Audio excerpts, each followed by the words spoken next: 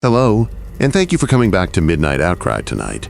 We're going out on the open sea tonight with 10 scary true stories about cruise ship disasters. These are the stories of people who were on those floating cities, passengers, crew, and maritime workers, and had an experience they will never forget. Each of these stories is a terrifying nightmare, taken from the dark, empty halls and endless decks, where many lost people are huddled together, far from any help. If you're new here, you should sign up for Midnight Outcry so you can get a new scary story every day. Hit that notification bell to make sure you never miss the call of nightfall.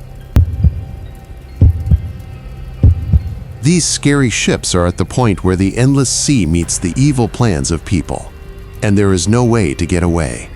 Hi, I'm Sarah. I've been on a lot of cruises in the last 5 years and have written about them on my blog. I thought I knew everything there was to know about cruises. There are Caribbean party ships and beautiful European river trips, as well as luxury suites and cheap interior rooms. Last October, I went on a 7-day trip to the Mediterranean and saw some of the most beautiful things in the ocean. This changed how I thought about living at sea.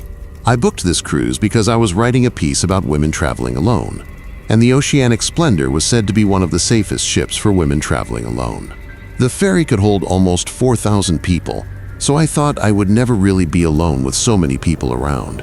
I asked for a midship cabin on deck 8, far enough away from the main areas to feel safe but close enough to the pool deck to avoid the late-night parties. When I got to the Miami port to board the ship, everything looked normal. The usual chaos of thousands of people trying to get on at once. The excitement in the air. Families taking pictures next to the huge ship. I had done this procedure so many times that I could almost do it in my sleep. Checking in, going through security, and getting my cabin key card. Everything was so familiar. The ship was great. One of those modern ships with glass elevators and LED-lit atriums that made you feel like you were on a floating resort instead of just a boat. The cabin I was given was 8,247, and when I found it, I was very happy. It was a little bigger than I thought it would be for an inside room with a small sitting area and what looked like a newly updated bathroom. Miguel, the cabin steward, introduced himself and told me that I was actually getting a free upgrade because of some last-minute changes to my tickets. I didn't ask any questions. In the cruise business, free upgrades happen from time to time, and I was glad to have more room. The first 3 days of the cruise were really good. We visited Barcelona and Nice. I attended several fantastic cooking classes, and I'd even made friends with a lovely couple from Ohio who were celebrating their 30th anniversary. Every evening, I'd return to my stateroom around 10:00 p.m., shower, concentrate on my blog postings, and fall asleep to the lovely rocking of the ship. The Oceanic Splendor was living up to its reputation as a well-run yacht. It was on the 4th night as we sailed toward our next stop in Rome that things began to feel weird.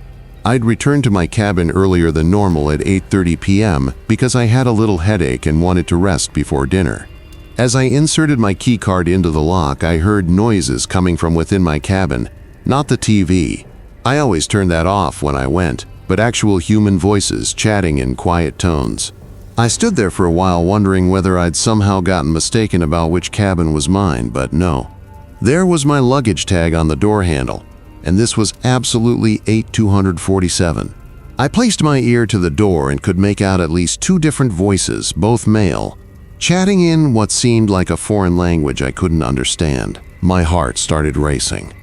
Had someone broken into my room? Were they stealing my belongings?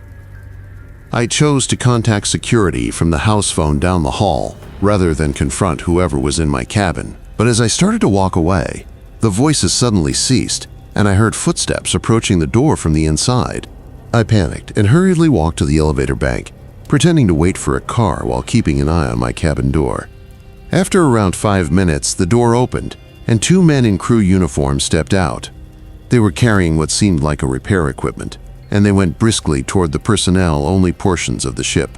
Confused but somewhat relieved, I returned to my cabin. Everything appeared to be just how I'd left it.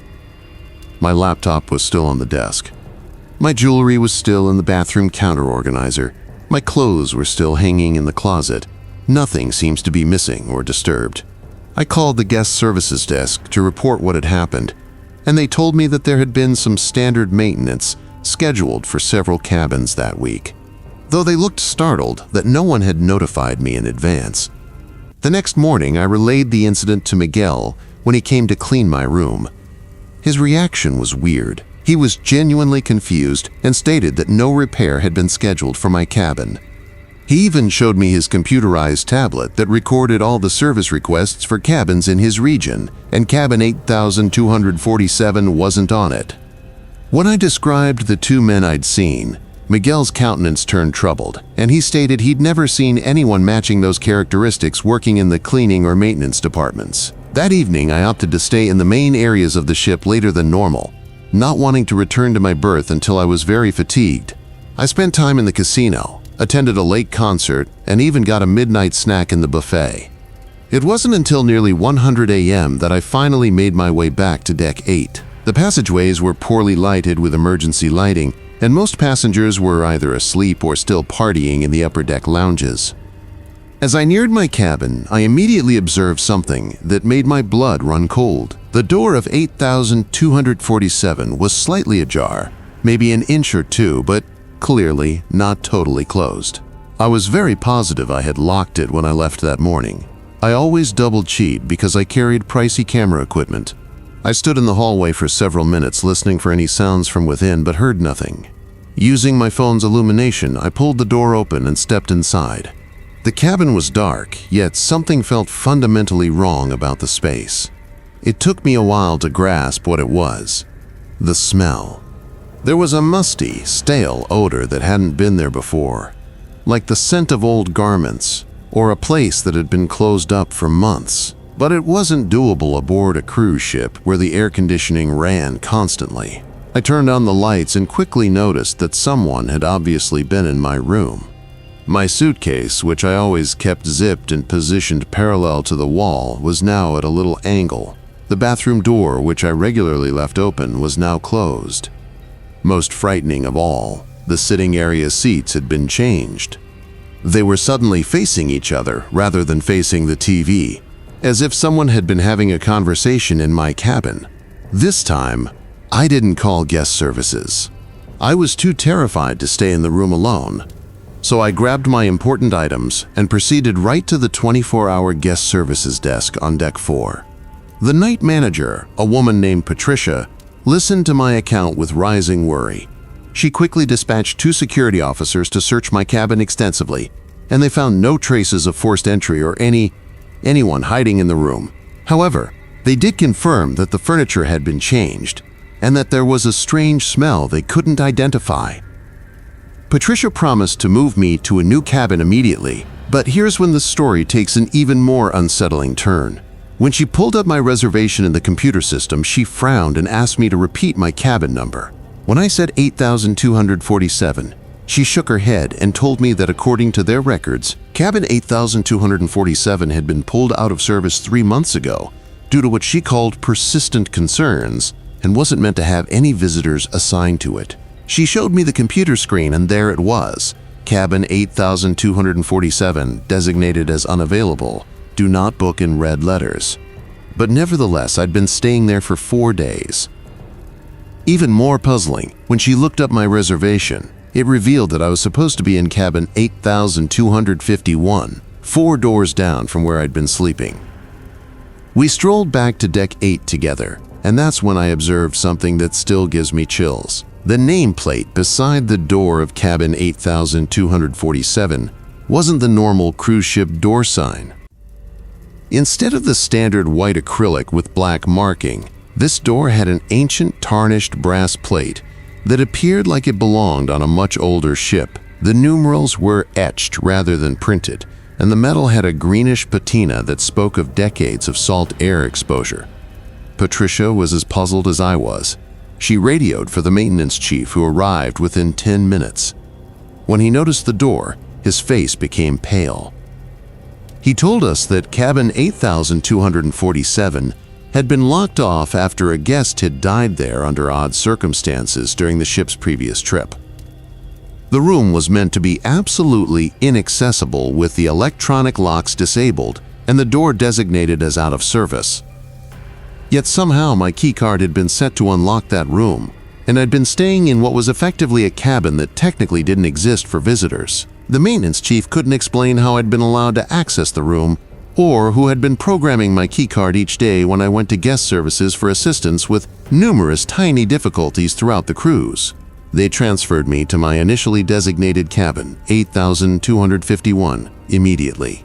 But while we shifted my possessions, I couldn't shake the impression that we were being observed. Every time I glanced back at cabin 8247, I expected to see the two men in crew uniforms standing there, but the hallway remained vacant. The rest of the cruise passed without issue, but I never felt entirely comfortable. Every night, I would sleep in my new cabin and listen for sounds from 8247, just 4 doors away. Sometimes late at night, I think I could hear muffled sounds coming from that direction, even though Patricia had informed me the room was now properly shut.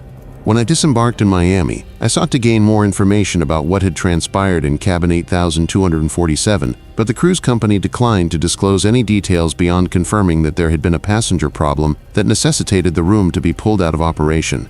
I've since learned from cruise ship employee forums that cabin 8247 has a reputation among the crew as a location where customers routinely claim unusual happenings, mysterious sounds, and the feeling of being watched. I still travel and still take cruises, but I always double-check my cabin assignment now.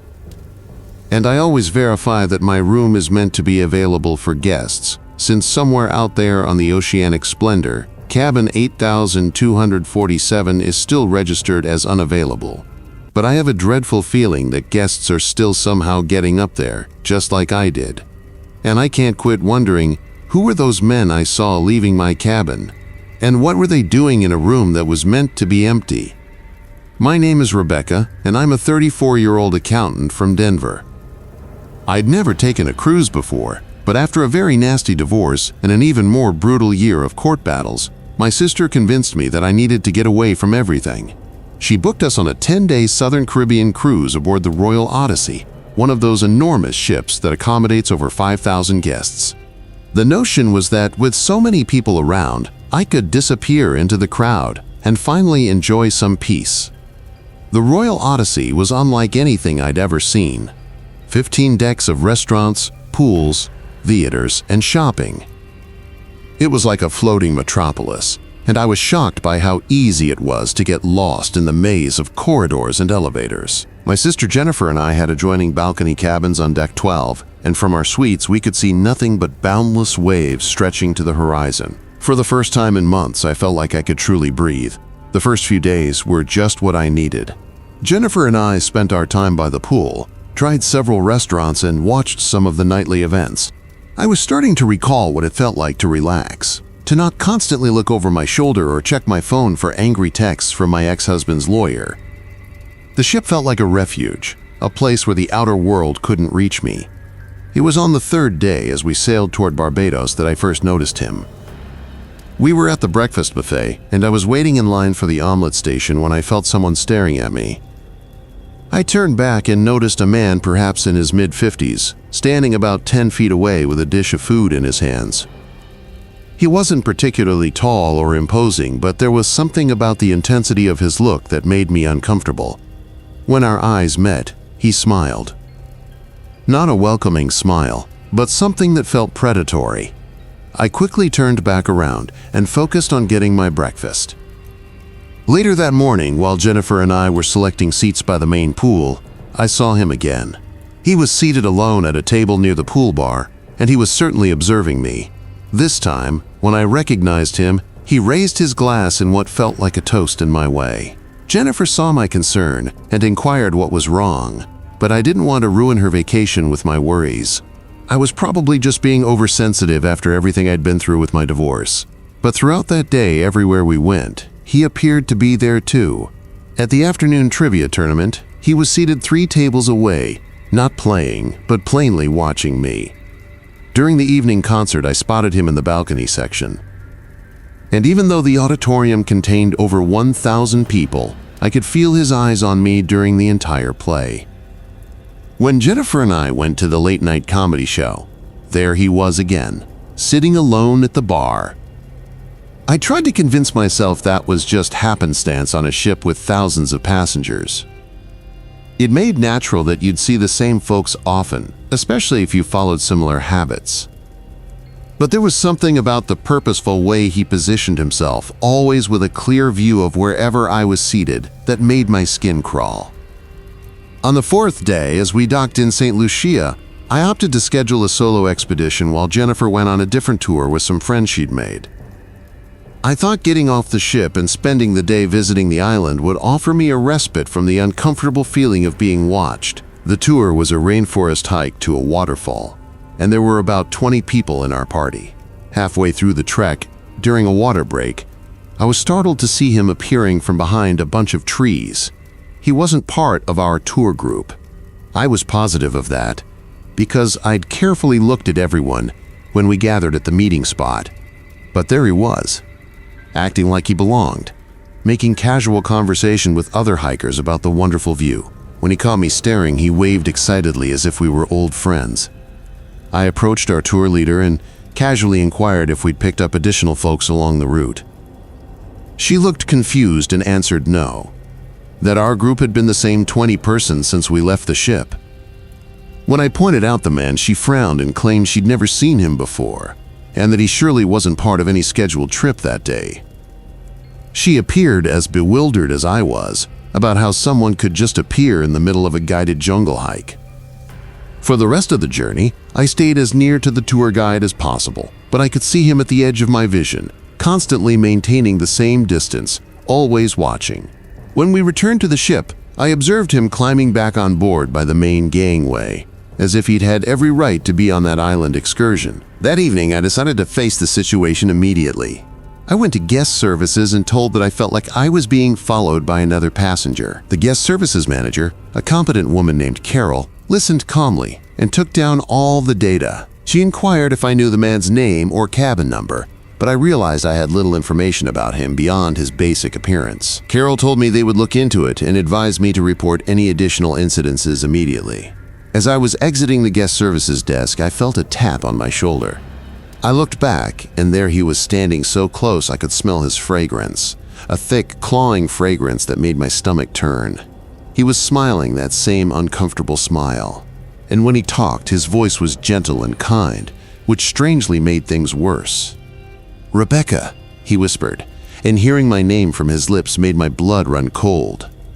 "I couldn't help but notice you were disturbed when you were chatting to the kind lady at the counter. I hope everything is all right."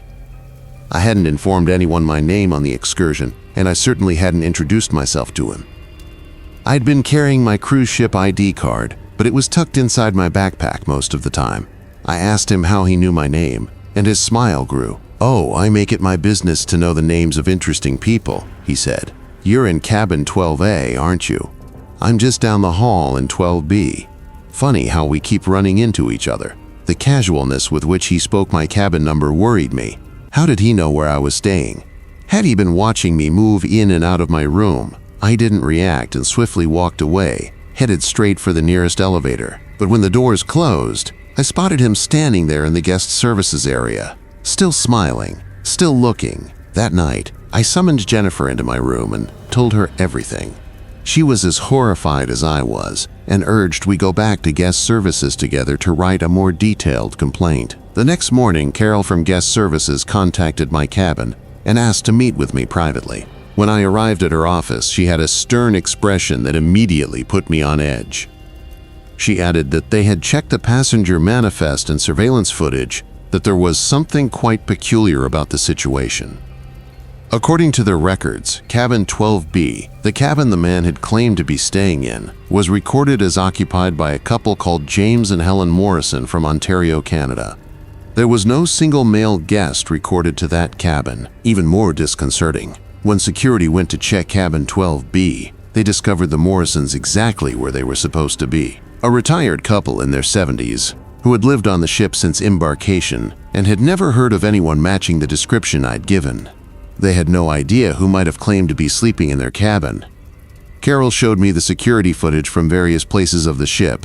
And while they could see me clearly in numerous spots I'd identified, the individual I described was nowhere to be discovered in any of the recordings. It was as if he was invisible to the cameras while being completely visible to me. The tape from the guest services area showed me talking animatedly to empty air, which was absurd because I definitely remembered him standing directly next to me speaking my name. That afternoon, as we sailed into our next stop, I was sitting on my balcony trying to digest what Carol had told me. The possibility that I might be hallucinating or suffering some kind of breakdown worried me almost as much as the thought of being stalked. But then I heard a voice from the balcony next door, cabin 12B. Beautiful view, isn't it, Rebecca? It was his voice, obviously coming from the balcony that was meant to belong to the elderly Canadian couple. I crept to the edge of my balcony and glanced around the barrier, but I couldn't see anyone. The voice continued closer now, as if he was standing directly at the boundary between our balconies. I've been enjoying our time together so much. It's good to finally have someone who appreciates the same things I do. I could hear what sounded like a chair being moved as if someone was settling in for a long discussion. We have 6 more days together, Rebecca. I'm looking forward to getting to know you more. I hurried back into my cabin and immediately contacted Jennifer, who arrived over within minutes. But when we went back out to the balcony, everything was silence. The balcony next door appeared unoccupied, and when we called out, there was no response. Jennifer suggested we go check on the Morrisons, so we strolled down the hall and knocked on cabin 12B. Helen Morrison answered the door, and she was precisely as Carol had described, a sweet, elderly woman who was clearly perplexed by our visit. When we asked if anyone else had access to their balcony, she told us that she and her husband had been in their cabin all afternoon and hadn't heard any noises or seen anyone.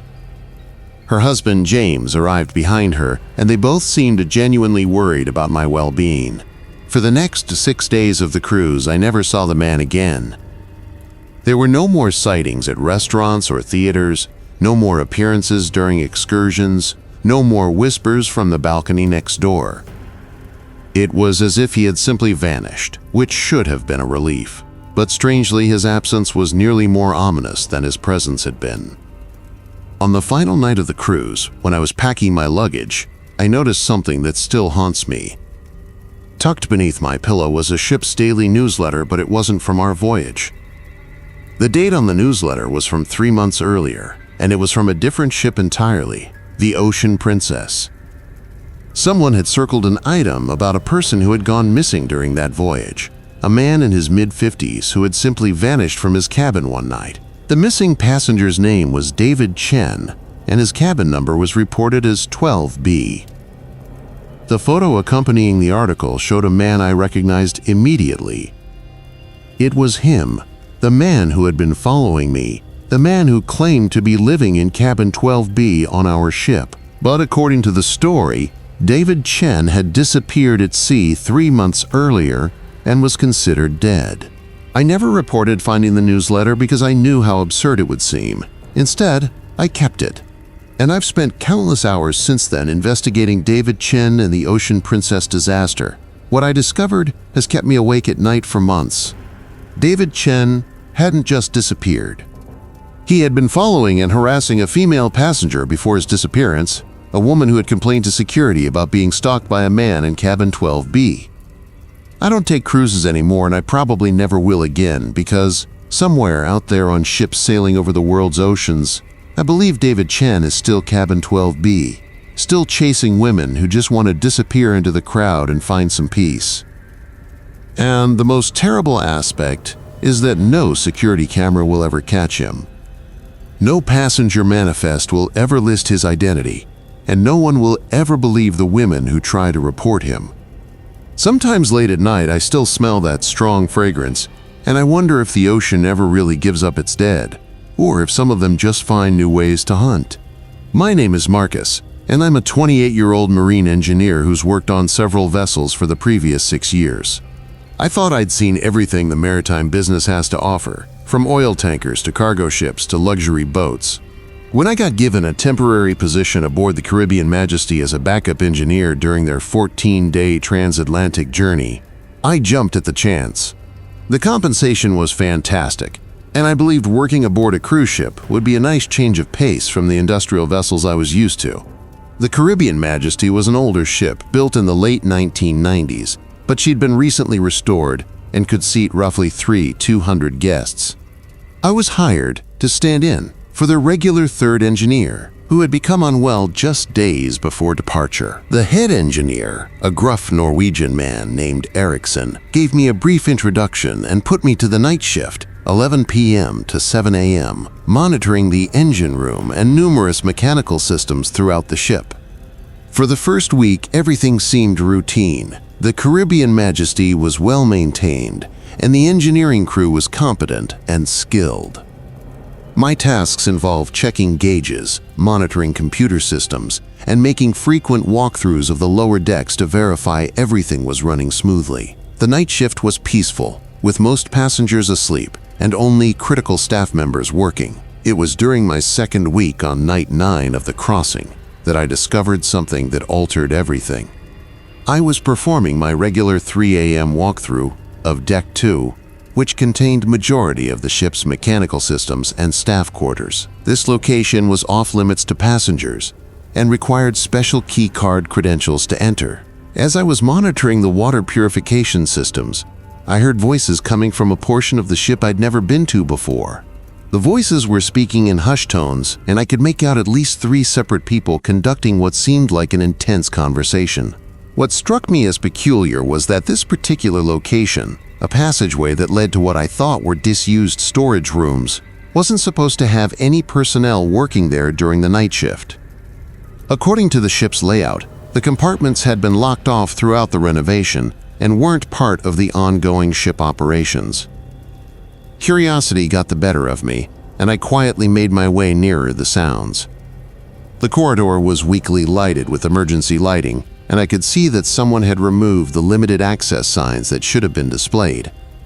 As I drew closer, I realized the voices were speaking in a variety of languages: English, Spanish, and something that sounded Eastern European. I squeezed myself against the wall and glanced around the corner. What I saw made my blood freeze. There were 4 crew members I recognized: 2 from housekeeping, 1 from food service, and 1 who I believed worked in guest services. Standing outside what appeared to be a converted storage room. The door was reinforced with additional locks, and there was electrical equipment put up that certainly wasn't part of the ship's original design. But what worried me most was what I could hear emanating from within that room. It was the sound of individuals, numerous people, crying and speaking in what sounded like desperate voices. The voices were muted, as if emanating from behind a strong door or barrier. Yet they were obviously human noises of despair. One of the crew members, a man I'd seen working at the buffet restaurant, was holding a clipboard and crossing off items on what seemed like a list. Another crew member, a woman from housekeeping, was carrying a tray of food and water. As I watched in terror, she opened the reinforced door, and for just a moment, I could look inside. The room had been turned into what could only be characterized as a holding facility. There were at least a dozen people inside, men and women who looked to be in their 20s and 30s, sitting on homemade bedding on the floor. They were certainly not passengers or crew members. Their clothes were soiled. They looked hungry, and several appeared to be confined with plastic zip ties. I understood I was experiencing something far worse than any ghost story or ghostly encounter. This was human trafficking happening right here on the ship I was working on. My hands were shaking so hard I could barely hold my flashlight steady. I knew I had to collect proof and report this quickly, but I also knew I was in great danger if these individuals learned I'd seen what was occurring. I gently moved away from the corridor and returned to the engine room, my mind racing. I attempted to think rationally about what I should do. We were in the middle of the Atlantic Ocean, still 5 days from port. The ship's communication systems were controlled by the senior officers, and I had no means of knowing how many crew members were involved in this operation. For all I knew, the captain and senior staff may be part of it. I decided to use my personal satellite phone, a device I'd carried for emergencies, to try to contact authorities. But as I pulled it out, I saw that someone had tampered with it. The antenna had been meticulously severed, and the device was utterly non-functional. Someone knew I had the phone and had purposely damaged it. Over the next 2 days, I tried to act normal while obtaining more information. I started paying greater attention to personnel movements and passenger manifests. What I discovered was that over the course of the cruise, multiple passengers had been reported as disembarking early at various ports, but I'd never really seen these folks leave the ship. According to the official records, they'd left voluntarily, but now I felt they'd never left at all. I also saw that specific crew members had access to portions of the ship that should have been restricted, and there were supply deliveries happening during night hours that weren't on any official manifest. Food and drink were being ordered in quantities that exceeded what would be needed for the registered passengers and staff. On the 12th night, I took a decision that possibly saved my life, but also put me in much greater danger. I decided to try to document what was happening with my phone's camera.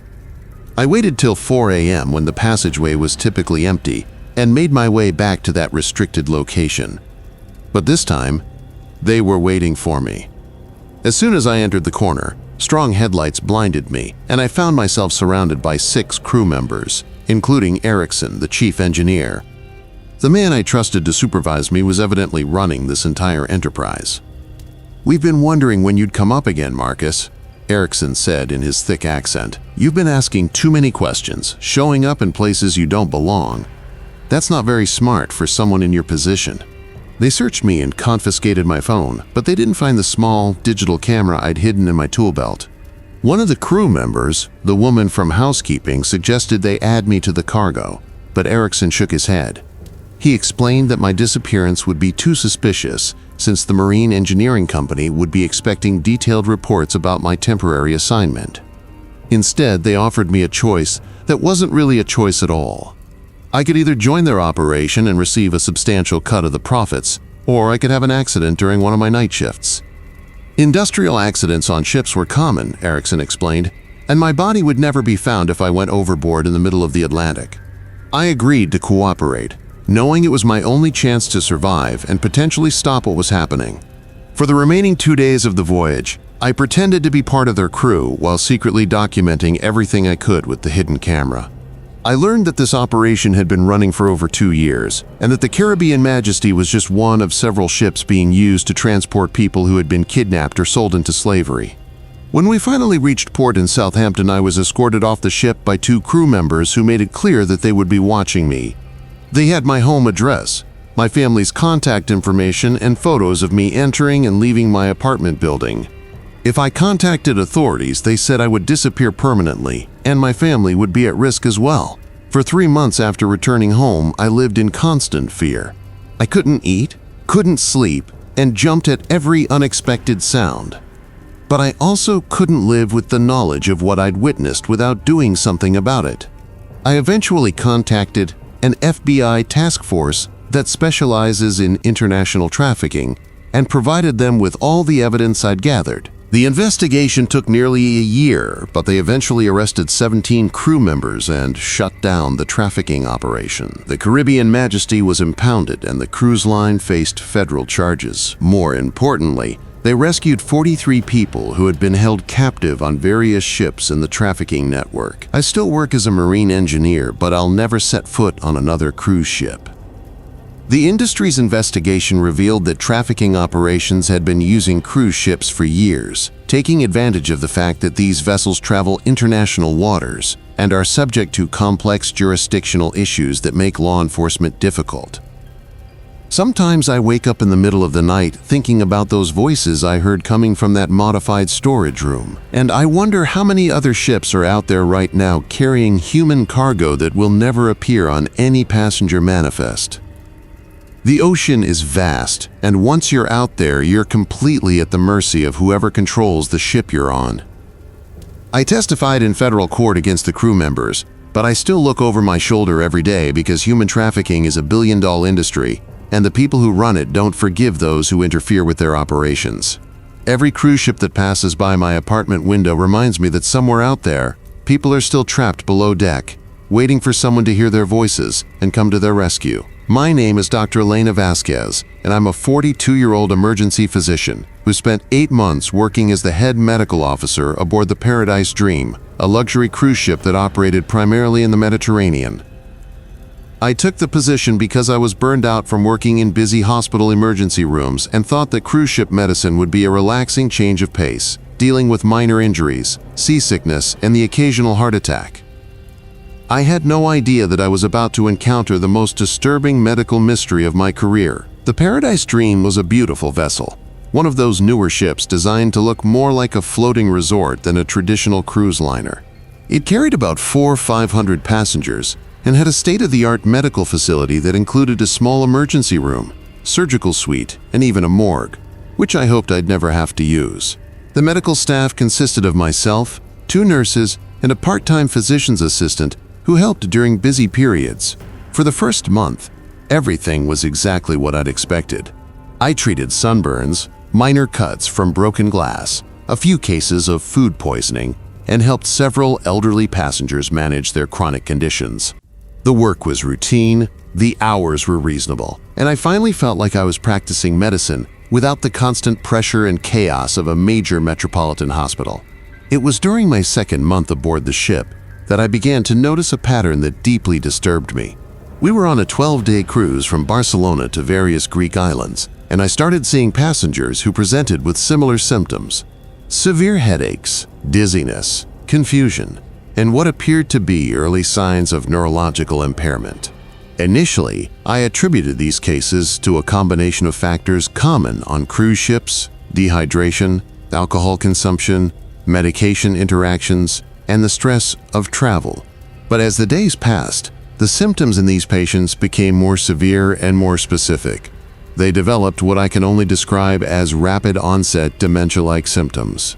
Passengers who had been perfectly lucid and coherent when they first came to see me were returning within 24 to 48 hours in states of severe confusion, unable to recognize family members or remember basic information about themselves. The first case that really alarmed me was Margaret Sullivan, a 67-year-old retired teacher from Boston who came to the medical center on day 4 of the cruise complaining of a severe headache. She was traveling with her husband Robert, and both seemed like typical cruise passengers, friendly, excited about their vacation, and in reasonably good health for their age. Margaret's vital signs were normal, and her initial neurological exam showed no abnormalities. I treated her headache with standard pain medication and advised her to stay hydrated and avoid excessive alcohol consumption. But less than 48 hours later, Robert brought Margaret back to the medical center in a state I'd never seen before. She couldn't remember her own name, didn't recognize her husband, and seemed to have lost decades of memories. When I asked her what year it was, she said 1987. When I asked her where she was, she looked around the medical center with genuine terror and asked if she was in a hospital because she was dying. I immediately ordered comprehensive blood work and arranged for her to be monitored in our small inpatient unit. But here's where things became truly disturbing. When I went to review Margaret's test results the next morning, I discovered that all of her medical records from our computer system had been deleted. Not just the recent tests, but her entire patient file, including her initial visit for the headache. It was as if Margaret Sullivan had never been a patient at all. When I asked our head nurse, Patricia, about the missing records, she looked at me with genuine confusion and said she had no memory of treating anyone named Margaret Sullivan. Even more bizarre, when I went to check on Margaret in our inpatient unit, the bed was empty, and according to the ship's passenger manifest, there was no one by that name registered on the cruise. I immediately went to find Robert Sullivan, Margaret's husband. But when I located him at the breakfast buffet, he was sitting alone and appeared to be perfectly content. When I approached him and asked about his wife, he looked at me blankly and said he was traveling solo, that he'd never been married. He seemed genuinely confused about why I was asking about a wife he claimed not to have. This experience shook me to my core, but I tried to rationalize it. Perhaps I had confused passengers' names. Or maybe I was experiencing some kind of stress-related memory issues myself. But over the following weeks, the same pattern repeated with other passengers. I would treat someone for neurological symptoms.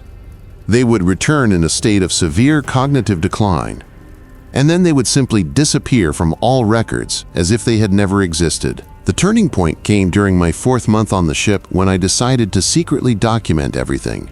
I started taking photos of patients with my personal phone, keeping handwritten notes in a journal I hid in my cabin, and even recording some patient interactions. I was determined to have proof that these people existed and that something terrible was happening to them. It was during this investigation that I discovered something that still haunts me. Late one night, I was doing rounds in the medical center when I heard voices coming from the morgue, a facility that should have been empty since we hadn't had any deaths on the current cruise. I quietly approached the morgue door and listened. I could hear at least 3 people talking, and they were discussing processing times and shipment schedules. Using my master key, I carefully opened the morgue door and peered inside. What I saw defied everything I thought I knew about the ship's operations.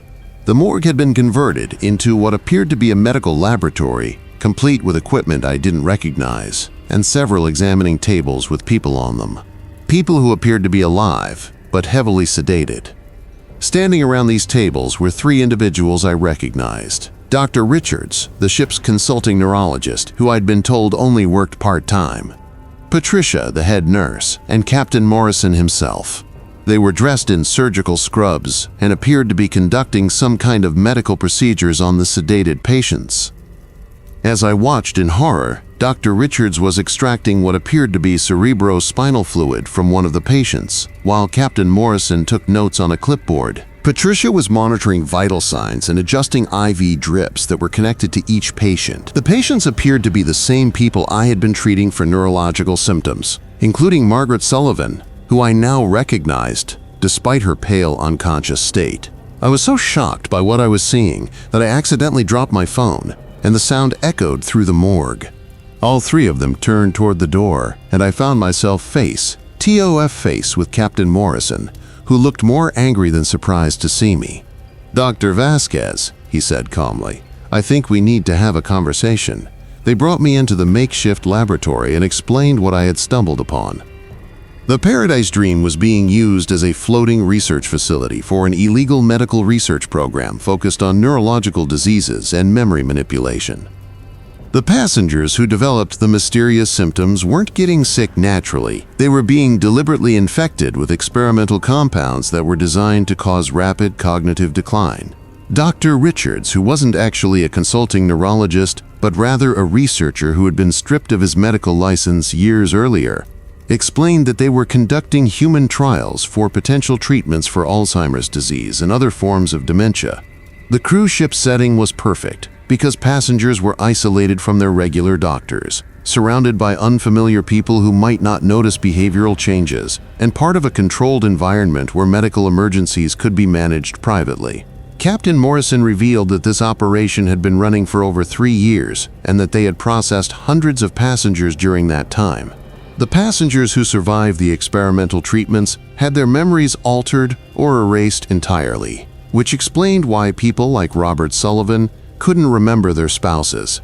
Those who didn't survive were buried at sea during night hours, listed as deaths from natural causes.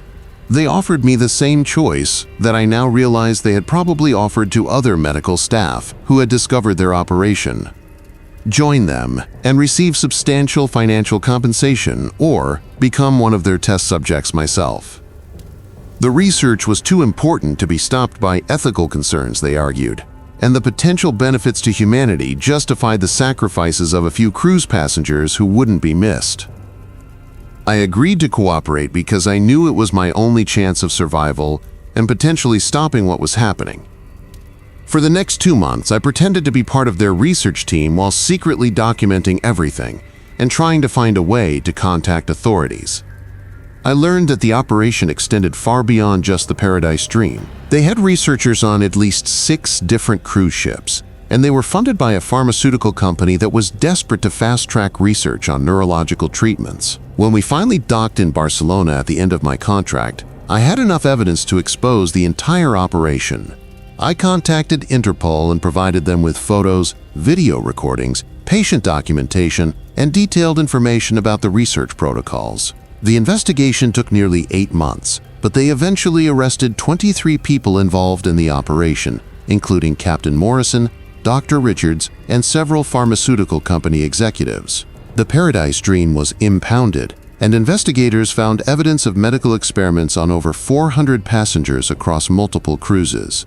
Many of the victims were elderly travelers who had been specifically targeted because their disappearances or behavioral changes were less likely to be investigated by authorities.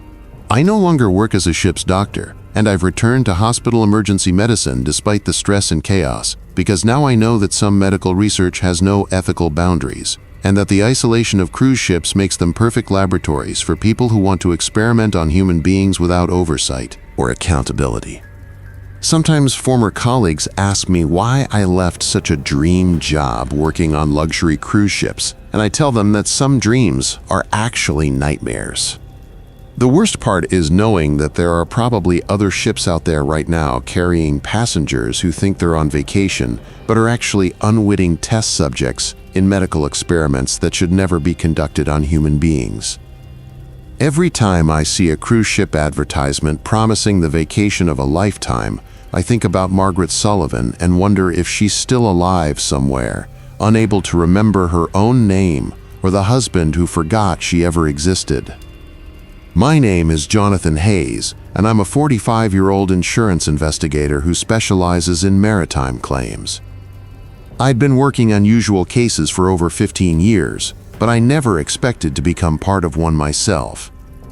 When I booked a cabin on the Ocean Vista for what was supposed to be a relaxing 10-day Caribbean cruise, I thought I was finally taking a real vacation.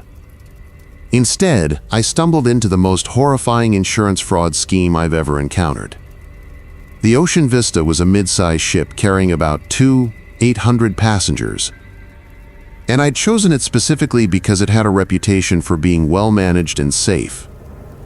As someone who'd investigated dozens of maritime accidents and insurance claims, I knew which cruise lines to avoid and which ones had solid safety records. The Ocean Vista had never had a serious incident in its 12-year operational history.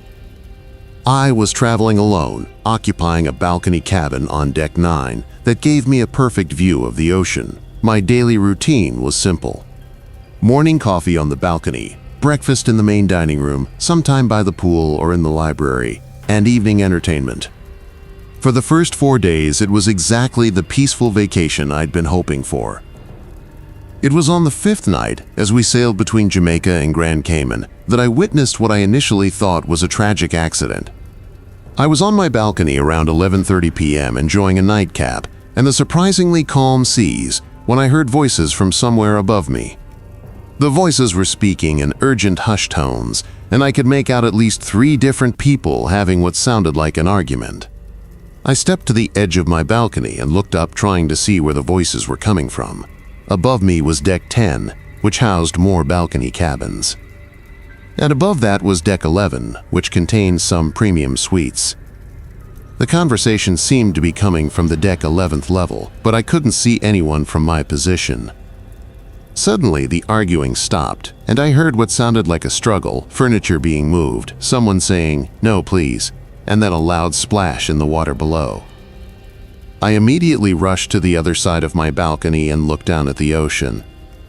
In the ship's wake, I could see someone in the water, arms flailing, clearly trying to swim, but being left behind as the massive ship continued its course. I didn't hesitate. I grabbed my cabin phone and called the bridge immediately, reporting a passenger overboard and providing the approximate location where I'd seen the person in the water. Within minutes, I could hear the ship's emergency alarm system activating, and I felt the vessel beginning to slow and turn. From my balcony, I watched as the crew launched rescue boats and began searching the area with powerful spotlights. But what I witnessed next made me realize this wasn't the accident I'd initially thought it was. As the crew conducted their search, I saw 3 people on the Deck 11 balcony directly above me. They were watching the rescue operation with what appeared to be casual interest, not the panic or concern you'd expect from witnesses to a tragedy. One of them, a man in his 50s wearing crew attire, was actually checking his watch as if he was timing something. The rescue operation continued for over 2 hours, but they never found anyone. Captain Rodriguez eventually made an announcement that despite an extensive search, no passenger could be located, and that a thorough investigation would be conducted to determine what had happened. The ship resumed its course toward Grand Cayman, and most passengers returned to their cabins. But I couldn't sleep. Something about what I'd witnessed felt wrong, and my years of investigating insurance fraud had taught me to trust those instincts. The next morning, I decided to do some investigating of my own. I started by reviewing the ship's daily newsletter from the previous day, looking for any mention of missing passengers or safety concerns. There was nothing. I then went to the guest services desk and casually asked if there had been any updates about the passenger who had gone overboard. The staff member, a young woman named Kelly, looked at me with genuine confusion and said she hadn't heard anything about anyone going overboard. When I insisted that I had personally reported it and that there had been a rescue operation, she checked her computer system and said there were no incident reports from the previous night. This was impossible. I had made the call myself. I had watched the rescue boats. I had heard the captain's announcement. But according to the ship's official records, none of it had happened. I asked to speak with someone in security. And after waiting for nearly an hour, I was told that the security chief was unavailable and that there were no incidents to discuss. Frustrated but determined, I decided to find the balcony where I'd seen the 3 people watching the rescue operation. I took the elevator to deck 11 and walked along the corridor, trying to determine which suite was directly above my cabin. When I found what I believed to be the right location, I knocked on the door. The door was answered by a woman in her 60s who appeared to be a regular passenger. She introduced herself as Dorothy Chen and seemed friendly enough, but when I asked if she had witnessed the incident the night before, she looked genuinely puzzled. She said she'd been asleep early and hadn't heard any commotion. When I described seeing 3 people on her balcony, she insisted that she was traveling alone and that no one else had access to her suite. I asked if I could step onto her balcony to verify the angle of view, and she agreed. Standing there, I could see directly down to my own balcony, confirming that this was definitely where I'd seen the 3 people. But Dorothy Chen seemed sincere in her confusion, and there was no evidence that anyone else had been in her suite. Over the next 2 days, I continued investigating while trying to appear like a normal passenger enjoying his vacation. I spent time in the ship's library, researching maritime law and passenger rights. I also started paying closer attention to other passengers, looking for anyone who might have gone missing. What I discovered was deeply disturbing. According to the ship's daily passenger count, which was posted in crew areas for safety purposes, the Ocean Vista had departed Miami with 847 passengers. But when I carefully counted the numbers being announced for various activities and meal seatings, it appeared we now had only 846 passengers. One person had indeed disappeared, but there was no official acknowledgement of this fact. I also started researching the Ocean Vista's history more thoroughly, using the ship's internet service to access maritime databases. What I found made my blood run cold. Over the past 3 years, the Ocean Vista had reported 6 passenger overboard incidents. But in each case, the passenger who had gone missing had taken out substantial life insurance policies within 6 months of their cruise. Even more suspicious, all 6 passengers had been traveling alone. All had booked their cruises through the same travel agency, and all had been staying in premium suites on higher decks. The insurance payouts for these 6 cases totaled over $12 million. And in each instance, the beneficiaries had been distant relatives or business associates rather than immediate family members. On my 8th day aboard the ship, I decided to take a significant risk. I booked an appointment with the ship's photographer, claiming I wanted professional photos taken in my suite for a family album. But instead of posing for pictures, I asked the photographer, a young man named Carlos, if he'd noticed anything unusual about passenger behavior during the cruise.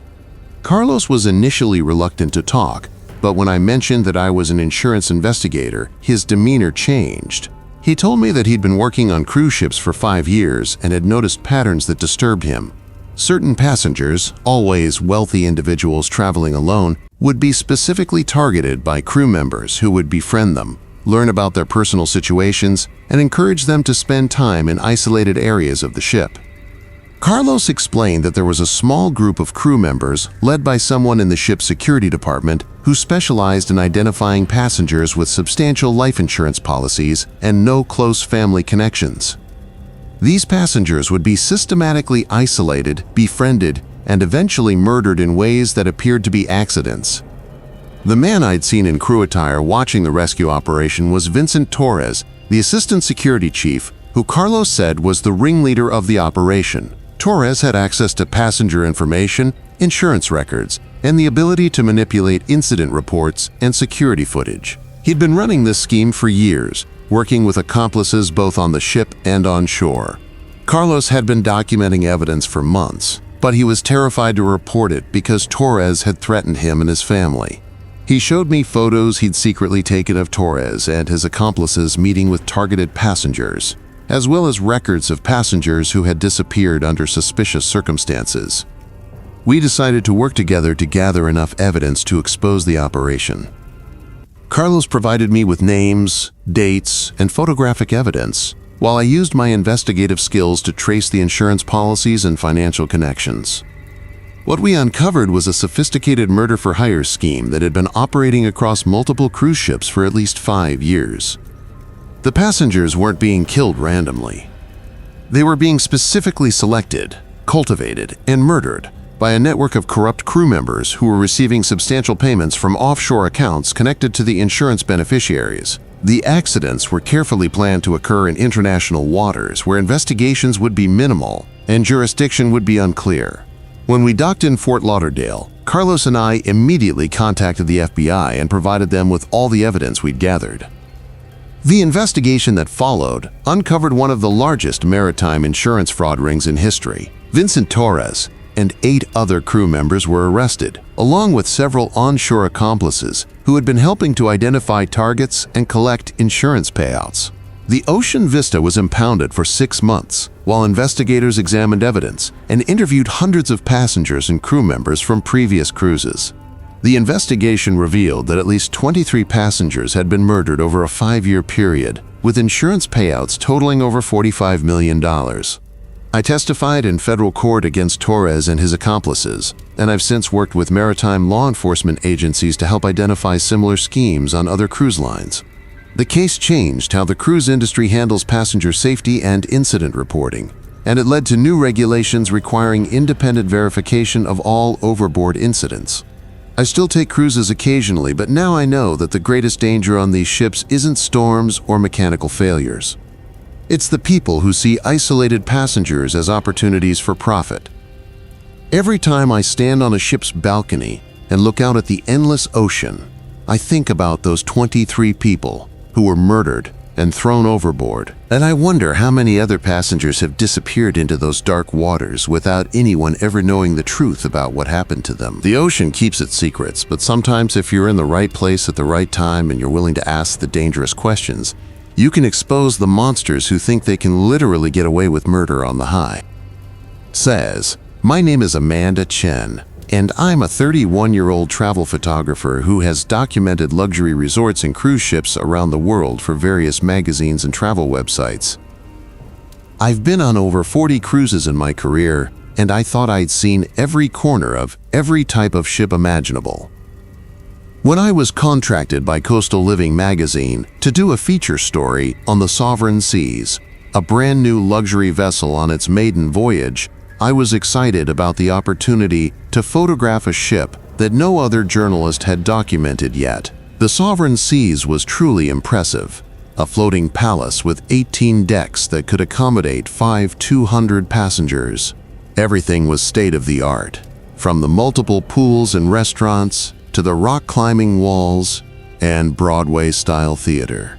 As a photographer, I was given special access privileges that regular passengers didn't have, including permission to photograph in crew areas and behind-the-scenes operations for my article about life aboard a modern cruise ship.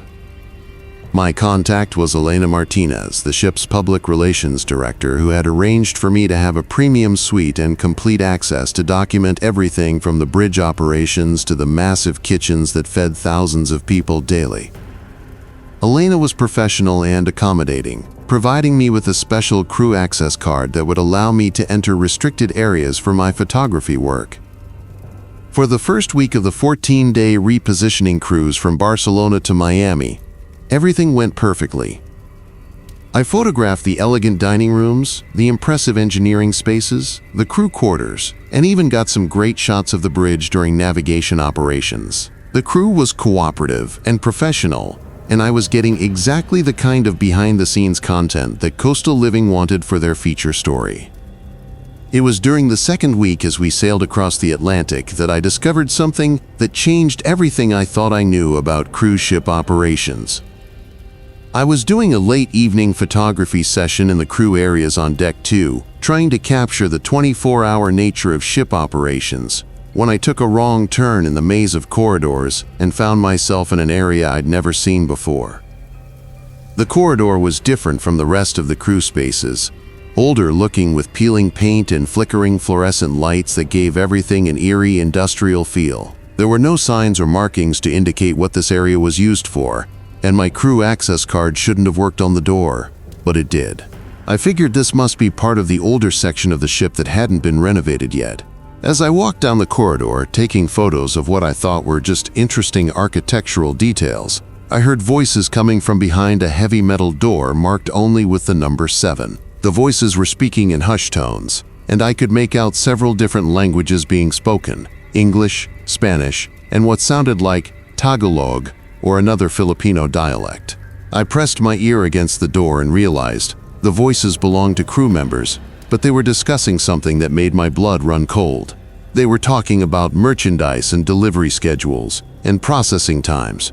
At first, I thought they might be discussing ship supplies or passenger services, but as I listened longer, it became clear they were talking about people. One voice, speaking in accented English, was saying something about the new arrivals from Thailand and how they needed to process them before we reach Miami. Another voice was discussing pricing for the American market and ensuring the merchandise stays healthy during transport. I realized I was listening to what sounded like human trafficking operations. My hands were trembling as I quietly took out my camera and began photographing the door and the surrounding area. I knew I needed evidence of what I was hearing, but I also knew I was in extreme danger if these people discovered me. I carefully backed away from the door and tried to find my way back to the main crew areas, but the corridors seemed to stretch on endlessly with dozens of similar doors and branching passages. As I was trying to navigate my way out, I heard footsteps behind me and turned to see a crew member I recognized, James Rodriguez, one of the assistant cruise directors who had been helping coordinate my photography access. But seeing him in this forbidden area at this late hour immediately made me suspicious. "Amanda," he said, his usually friendly demeanor now cold and calculating. "You're pretty far from the main photography areas. Are you lost?" There was something intimidating in his tone that made it plain this wasn't a casual encounter. He knew exactly why I was there. And he knew what I had overheard. I attempted to seem casual, stating that I had made a false route while filming the crew areas. But James wasn't buying it. He noticed my camera and asked to view what images I had shot in this location. When I hesitated, he went closer and said that all photos in this section required special approval that I didn't have. He brought me back to the main crew rooms, but not before making it obvious that I had wandered into a restricted zone that was off bounds, even to someone with my unique access privileges. He grabbed my camera's memory card, claiming it was a security protocol for photos taken in sensitive places, and told me he would return it after the images had been evaluated by the ship's security crew. Over the next 2 days, I tried to act normally, while absorbing what I had witnessed. James had returned my memory card, but I felt that all the photos from that hallway had been destroyed. I decided to be extra meticulous in my inquiry, utilizing a small backup camera. I always carried and being more smart about when and where I explored. I started paying greater attention to personnel movements and passenger manifests. What I discovered was deeply distressing. According to the official passenger count, the Sovereign Seas had departed Barcelona with 184 people. But when I closely examined boarding and disembarkation procedures at our stopover in the Canary Islands in Bermuda, the numbers didn't make up. People were getting aboard the ship who weren't appearing on any passenger lists, and they weren't using the major gangways that regular passengers utilized. I also discovered that specific crew members had access to portions of the ship that weren't on any official deck plans. There were elevators that required special key cards that went to decks that supposedly didn't exist. Food and medical supplies were being transported to regions that weren't marked on any of the ship plans I'd been given for my report. My breakthrough came on the 12th day of the trip when I decided to follow one of the food service elevators that I'd observed was being used at strange hours.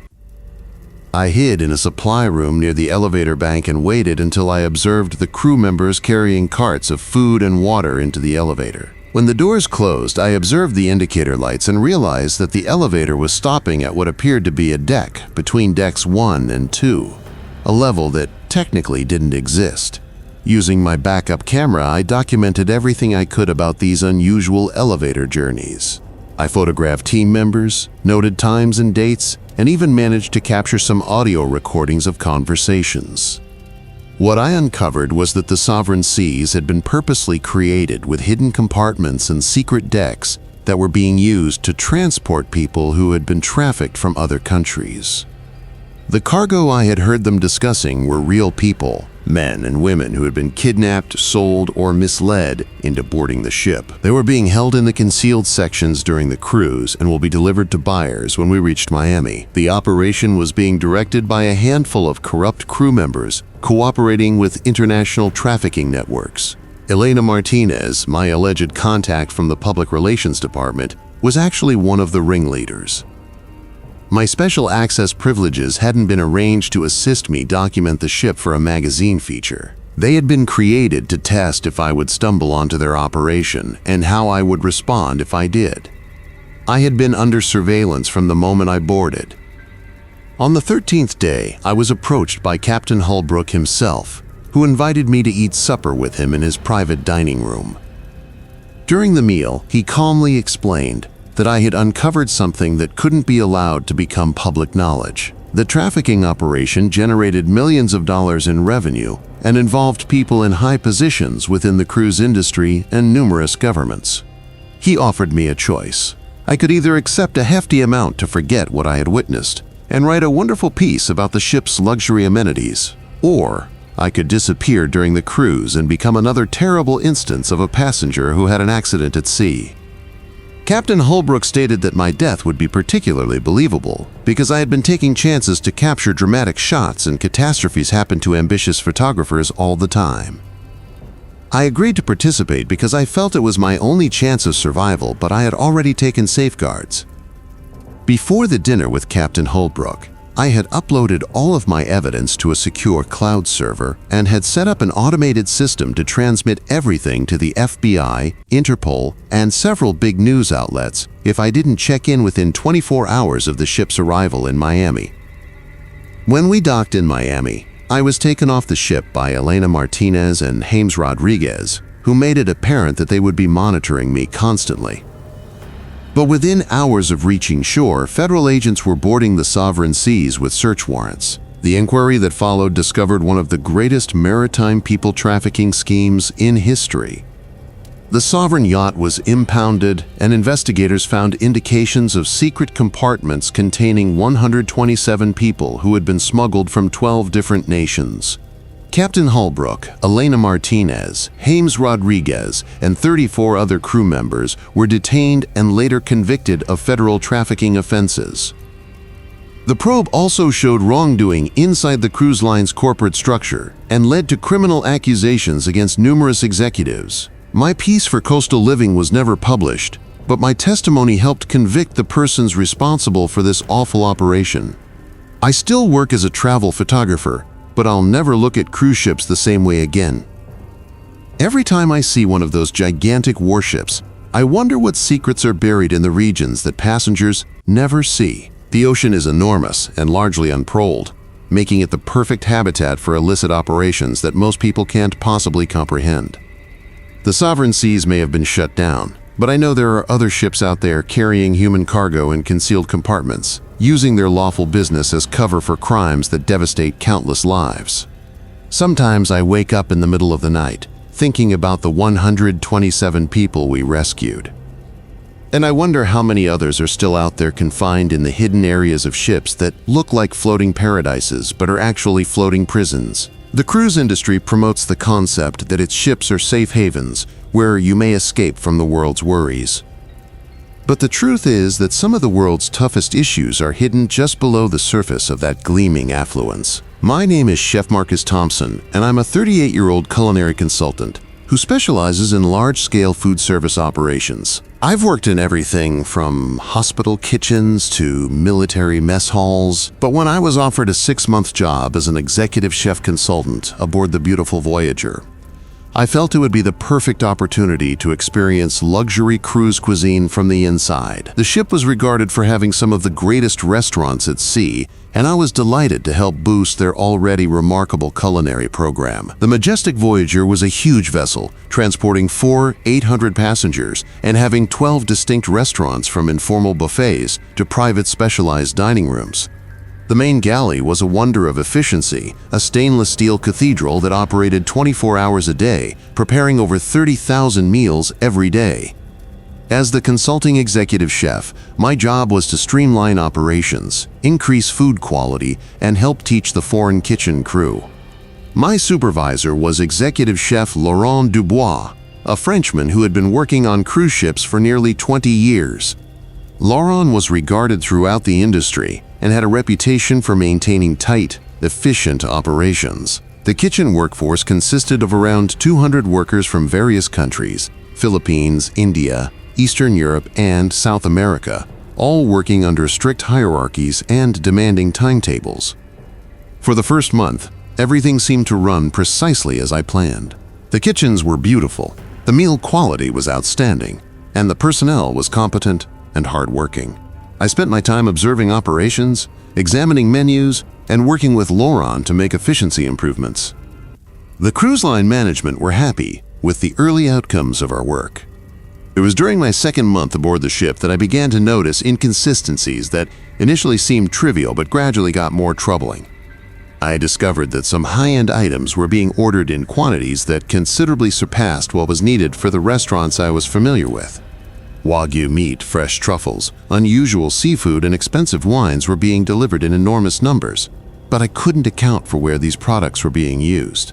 When I queried Lauren about the disparity, he indicated that there was a special meal program for VIP passengers that worked separately from the normal restaurant operations.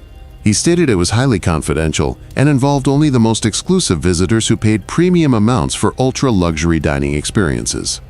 As a consultant, he explained, I didn't need to be involved in this particular aspect of the ship's operations, but my curiosity was piqued, especially when I started noticing that certain kitchen staff members, always the most experienced and trusted workers, would disappear for hours at a time during their shifts. When I asked other staff members where these personnel went, they would provide evasive replies or say they didn't know. There was clearly a parallel kitchen operation operating that I wasn't being told about. My anxiety grew when I started paying attention to passenger demographics and began discovering patterns that disturbed me. Certain passengers, always traveling alone, always wealthy, always elderly, would be given extra attention by the dining staff. These passengers would be seated at specific tables in the main dining room, served by particular waiters, and given what seemed to be slightly different meals than regular customers. I started to investigate by following one of the senior kitchen staff members, Carlos, who often disappeared during the dinner shift. I waited until he left the main galley, then followed him through a number of service tunnels I'd never investigated before. He utilized a special keycard to enter an elevator that I didn't even know existed, and I watched the floor indicator reveal that he was traveling to what appeared to be a deck between decks 3 and 4. Using my master access card, I managed to cause the elevator to halt at the same level. When the doors opened, I found myself in what could only be described as a second secret kitchen, smaller than the main galley, but equipped with high-end equipment that was even more advanced than what we used for regular passenger eating. The room was clean, and I could see numerous culinary staff members working on exquisite meals that looked considerably more complex than anything offered in the ship's restaurants. But what I saw next made my stomach flip. In one corner of the kitchen, I observed as Carlos and 2 other chefs were prepping what appeared to be human organs for cooking. They were working with what looked like kidneys, livers, and other internal organs, treating them with the same professional care they would use for any other quality ingredient. The organs were fresh, thoroughly cleaned, and being cooked using ancient French culinary procedures. I stood there in shock, unable to understand what I was witnessing. These weren't animal organs. The size, form, and color were clearly human. The chefs were discussing cooking times and preparation methods in the same casual way they would talk about preparing beef tenderloin or fresh seafood. They were treating human organs like premium ingredients for some type of customized cuisine. I hastily moved away from the cooking area and hid in a supply closet, attempting to fathom what I had discovered. My mind was racing as I sought to correlate this awful image with the patterns I'd discovered. The affluent elderly travelers got special treatment. The disappearances of culinary personnel. The ordering of expensive ingredients that couldn't be accounted for. As I was hiding in the closet, I heard footsteps approaching and the door opened to reveal Laurent, who looked more furious than astonished to see me. "Chef Thompson," he said gently, "I think we need to have a talk about the boundaries of your consulting job." He walked me to his private office where he gently described what I had accidentally upon. The majestic Voyager was home to what he dubbed the most elite dining experience in the world. A restaurant that offered human flesh to a select clientele of exceedingly wealthy folks who paid vast sums for the ultimate taboo culinary experience. Laurent revealed that the organization had been functioning for almost 5 years and catered to billionaires, politicians, and celebrities who had exhausted every other type of exotic dining and were seeking something that couldn't be obtained anywhere else. The menu consisted of carefully picked passengers who fit various criteria. They were always traveling alone, had no strong family connections, and had large assets that could be discreetly transferred after their disappearance. The method was complicated and meticulously designed. Target passengers would be identified before boarding through background checks and financial inspections. During the voyage, they would be gradually isolated, befriended by specific crew members, and eventually allowed to partake in what they believed were special wine tastings or exclusive dinner experiences. They would be sedated, slain mercifully, and their bodies would be prepared by the secret kitchen personnel who had been properly trained in butchering and preparing human meat. The consumers who enjoyed these dinners paid between $500,000 and $1 million per person for the event, and the operation generated tens of millions of dollars in revenue annually. The money was distributed amongst the cruise line executives, the kitchen staff who made the meals, and different crew members who helped locate and isolate the sufferers. Laurent offered me the same choice that I now believe had been provided to other staff members who had uncovered the operation. I could either join the program and gain a big piece of the revenues, or I could become part of the menu myself. He emphasized that my culinary ability would be useful in extending the program, and that I could make more money in 1 year than I would in my entire typical career. I seemed to be interested while secretly planned my escape.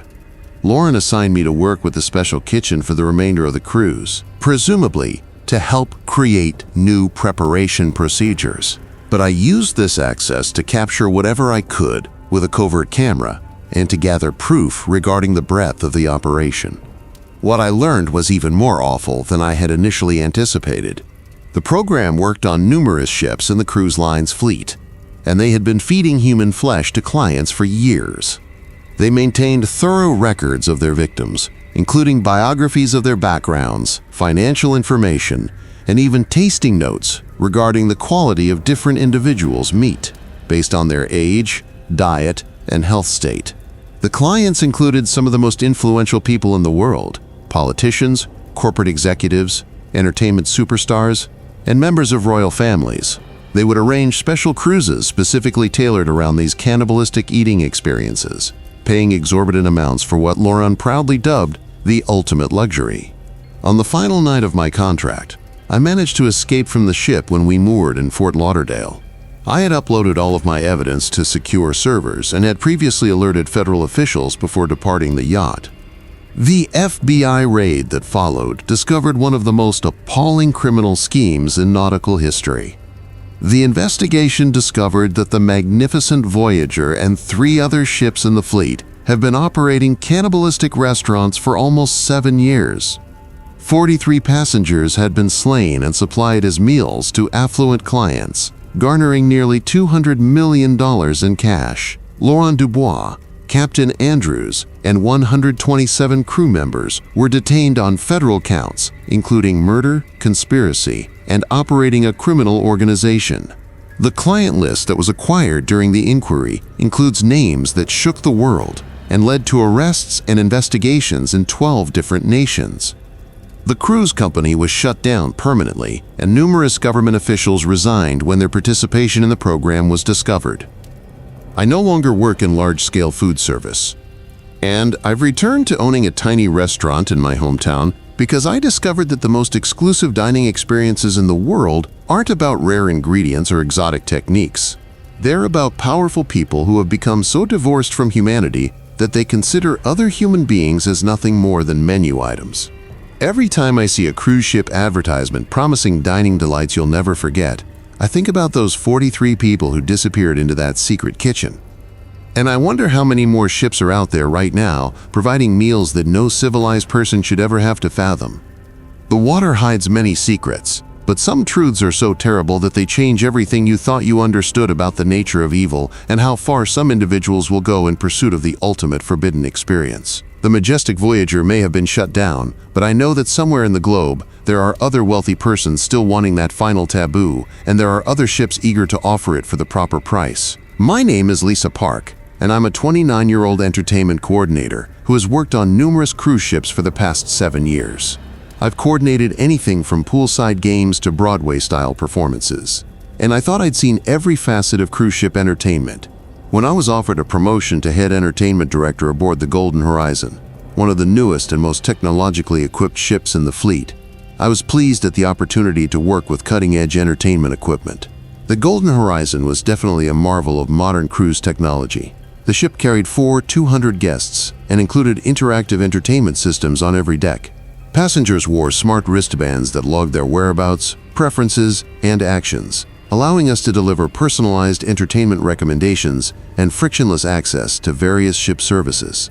The technology was developed to deliver the ideal tailored cruise experience. My office was located on Deck 7, near to the main theater, and was equipped with a sophisticated computer system that monitored all entertainment activities around the ship. I could view real-time data about who passengers were attending which events, track their preferences based on their participation habits, and even monitored their movement throughout the ship via their smart wristbands.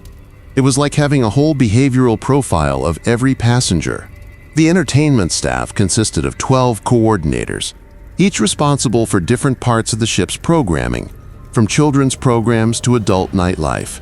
We worked under the direction of Thomas Brighton, the ship's activities manager, who had been with the cruise company for over 15 years and was recognized for delivering highly successful entertainment programs. For the first month, everything operated precisely as I'd planned. The interactive systems worked flawlessly. Passenger satisfaction numbers were over the roof, and the entertainment programming was more successful than anything I'd worked on before.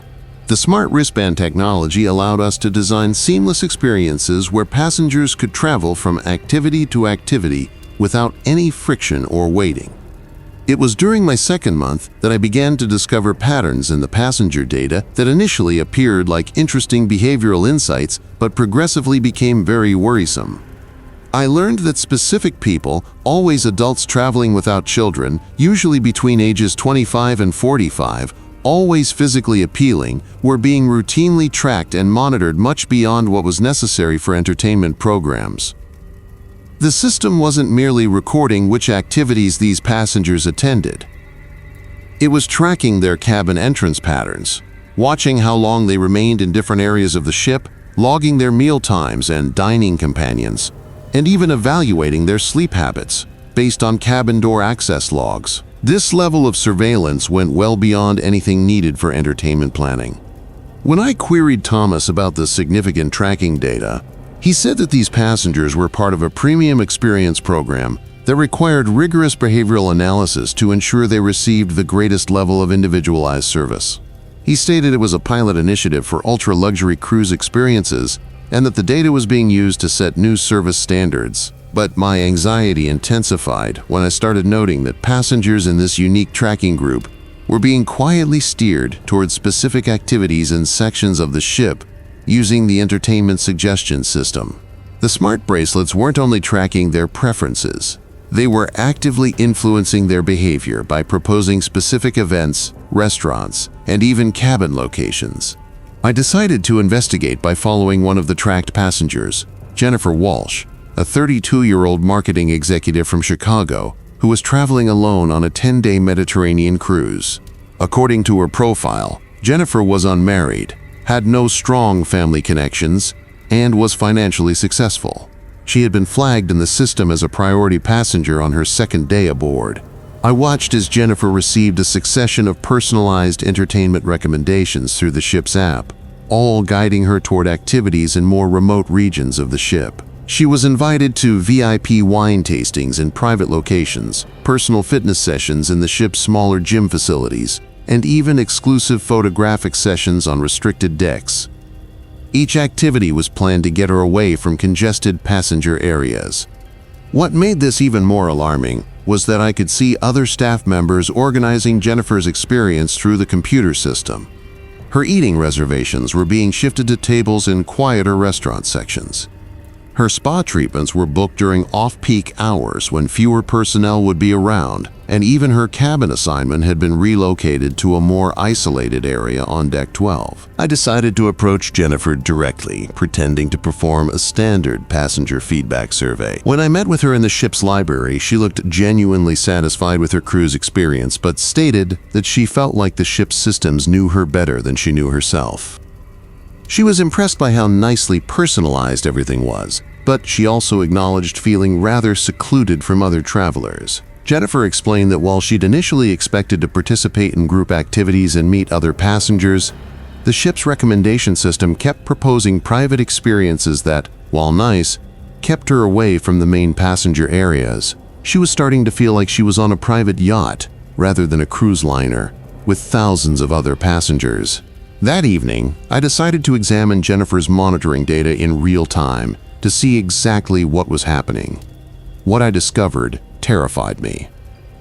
According to the system, Jennifer was being steered toward a private dining experience at a location that wasn't on any official ship map. The invitation had been delivered to her room through the interactive TV system, and she had accepted, thinking it was another luxury option included in her cruise package. I watched as Jennifer's smart wristband signal went through the ship toward the correct position, a service elevator that led to what looked to be a restricted space between decks 5 and 6.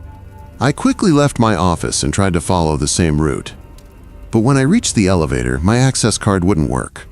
The elevator required specific authorization that I didn't have. I called Thomas Brighton immediately, indicating that I was concerned about a passenger who appeared to be in a forbidden location. Thomas appeared annoyed rather than worried and told me that Jennifer was partaking in an exclusive event that didn't require my inspection. He demanded that I return to my office and focus on my usual entertainment planning tasks, but I couldn't ignore what I was witnessing. I utilized my administrative access to review the past data for other passengers who had been flagged as priority guests. What I found made my blood run cold. Over the last 6 months, 23 passengers had been given the same treatment as Jennifer. Systematic isolation, guided toward private experiences, and eventually directed to restricted regions of the ship. But none of these individuals appeared in the disembarkation records for their cruises. According to the official passenger lists, these 23 persons had all disembarked early at various ports, preferring to end their trips prematurely.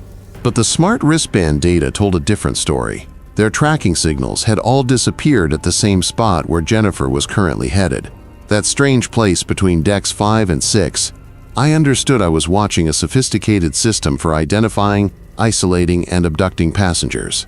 The entertainment technology wasn't only tracking tastes, it was being used to profile potential victims and systematically isolate them from the main passenger group.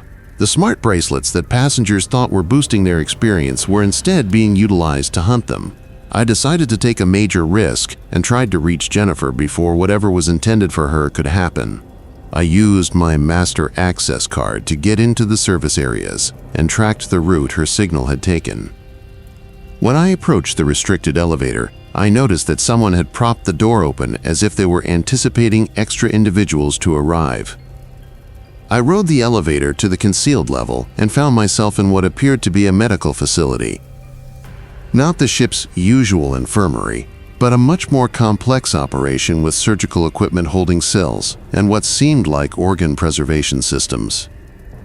I could hear conversations coming from one of the apartments, and I gently approached to investigate.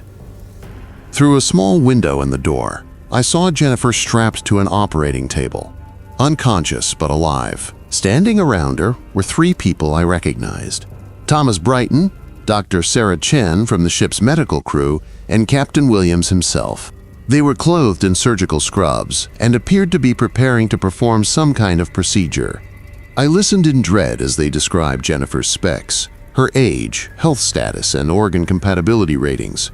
They were intending to harvest her organs while she was still alive, and they had purchasers waiting at the next port who would pay vast sums for fresh, healthy organs from carefully selected donors. The entertainment system hadn't only been tracking passenger preferences. It had been studying their health data, lifestyle trends, and social ties to discover ideal organ donors. The smart wristbands monitored everything from heart rate and sleep patterns to alcohol intake and exercise routines, providing precise health profiles that were used to judge the quality of potential donors. The passengers who had been selected weren't merely attractive and secluded. They were particularly chosen for their organ compatibility with wealthy clients who needed transplants. The cruise ship was operating as a floating organ harvesting center, employing advanced technologies to find and obtain the healthiest potential donors. I managed to acquire images and video records of the operation with my hidden camera, but I knew I had to act swiftly to save Jennifer. I triggered the ship's general alarm system, claiming there was a medical emergency in the restricted area. When security and medical staff arrived to respond to the alert, they discovered the unlawful procedure. The turmoil that ensued provided me the time to help Jennifer escape and to ensure that all the evidence I'd obtained was preserved.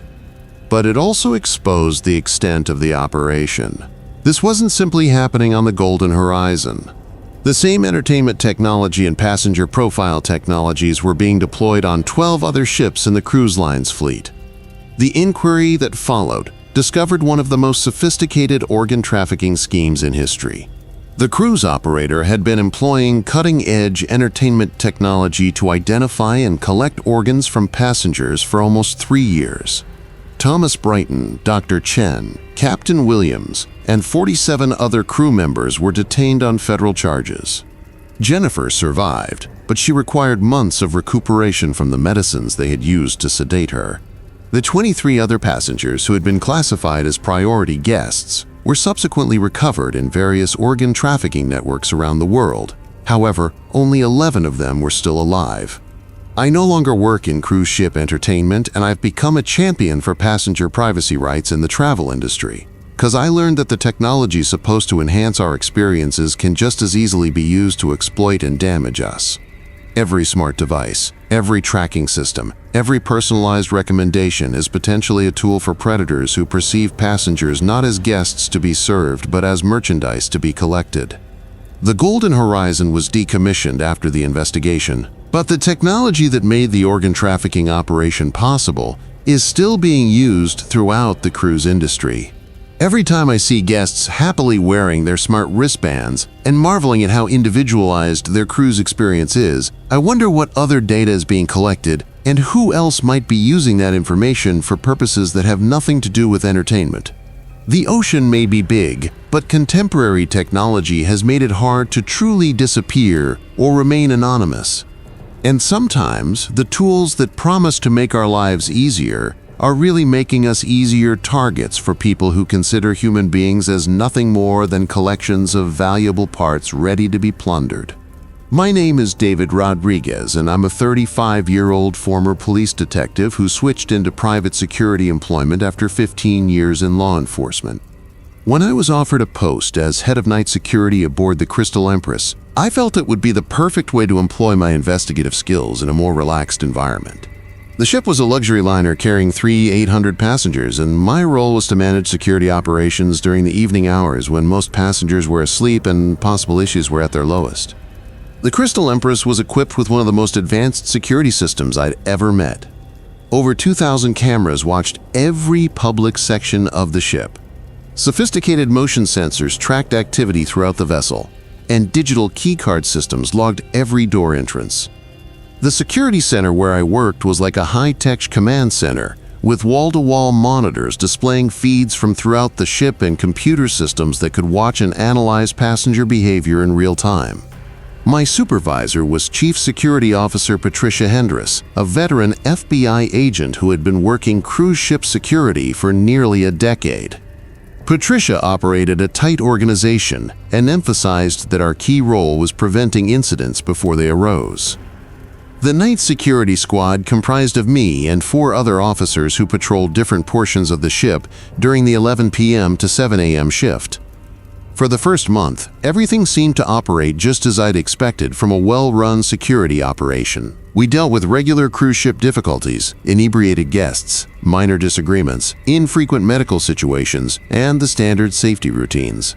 The modern monitoring system made our job substantially easier, allowing us to monitor the entire ship from the central security office and respond promptly to any growing crises. It was during my second month aboard the ship that I began to observe inconsistencies in the surveillance system that initially seemed like technical malfunctions, but eventually got more troubling. I observed that specific cameras across the ship were recording footage that didn't match what was happening in real time. The displays might indicate empty corridors or tranquil scenes, but when I physically reached those spots, I would find different scenarios totally. The first event that really troubled me occurred during my 3rd week of night duty. I was monitoring the cameras covering Deck 8, which housed passenger cabins, when I saw that one corridor appeared absolutely empty on the surveillance feed. But according to the motion sensors and keycard access logs, there was significant activity in that same location. When I went to inspect personally, I saw maintenance staff working on what appeared to be extensive improvements to multiple cabin doors. When I asked the maintenance supervisor, a man named Victor, what work was being performed at 2 a.m., he seemed shocked to see me and stated they were conducting emergency repairs to cabin locks. But the tools they were using and the alterations they were making looked considerably more substantial than simple lock fixes. They appeared to be installing additional security measures, reinforced door frames, more deadbolts, and what looked like soundproofing materials. I reported the mismatch between the camera feeds and the real action to Patricia the next morning, but she disregarded it as a known technical issue with the surveillance system. She said that specific cameras had been having refresh lag that caused them to display outdated footage, and that the IT staff was attempting to remedy the situation. She also certified that the maintenance work was allowed and necessary for passenger safety, but my law enforcement training had taught me to follow my instincts when anything felt odd, and everything about this circumstance felt incorrect. I decided to conduct my own investigation by comparing the surveillance footage with the access logs and motion sensor data. What I observed was that the camera faults weren't random. They were occurring in certain patterns that seemed tailored to conceal certain actions. Over the next week, I documented every case where the surveillance feeds didn't match the sensor data. I observed that cameras were routinely showing fake footage during periods when maintenance staff were working on cabin changes, when certain crew members were visiting restricted areas, and when specific passengers were going through places where they shouldn't have been allowed. I also started paying greater attention to the passengers whose cabins were being repaired. They were all traveling alone. All had paid for internal accommodations on lower decks. And according to their passenger profiles, they all had low social contacts and limited family interaction. Most worrisome of all, numerous of these passengers had stopped appearing in the dining rooms, during entertainment events, or in any public sections of the ship once their staterooms were renovated. My breakthrough came during my 4th week when I decided to test my theory about the surveillance system. I waited until I saw camera footage showing an empty passageway on Deck 6, then promptly proceeded to that place. What I found confirmed my worst worries. The corridor wasn't deserted at all. There were crew workers taking a passenger who appeared to be deeply sedated or comatose into one of the restored cabins. I watched from a disguised point as they used special key cards to enter the cabin, and I could hear what sounded like building activity happening inside, power tools, pounding, and voices providing directions concerning installation methods. After approximately an hour, the crew members exited without the passenger they had taken in. When they locked the cabin door, I observed they put what looked to be an additional external locking mechanism. I understood I was observing passengers being imprisoned in their own cabins, and that the surveillance system was being modified to disguise this activity from anyone viewing the security feeds. The fixes weren't maintenance work. They were transforming conventional passenger cabins into detention cells. That night, I used my master security access to study the remodeled cabins more attentively. What I found was frightening. The cabins had been entirely changed. Windows had been sealed and reinforced. Doors had several locking devices that could only be operated from outside. And the restrooms had been renovated to contain restraint mechanisms. The chambers were designed to hold people prisoner while making it appear from the outside that they were just filled by regular passengers. I also discovered that the cabin service logs revealed these rooms were still receiving daily housekeeping, meal delivery, and other services, creating the illusion that the passengers were still active and engaging in the vacation. But the passengers themselves had effectively disappeared, stranded in their own cabins, with no ability to contact with the outside world or cry for aid. Using my security access, I managed to study the historical data for passengers whose cabins had been repaired over the prior 6 months. What I found made my blood run cold. Over 40 guests had been imprisoned in this way, and according to the ship's records, they were all still aboard and enjoying their excursions. But none of them had been spotted in public settings for weeks or months. I realized I was finding what could only be described as a floating jail system. Passengers were being methodically isolated, imprisoned, and held against their will, while the ship's systems manufactured phony records to make it look that they were still partaking in normal cruise activities.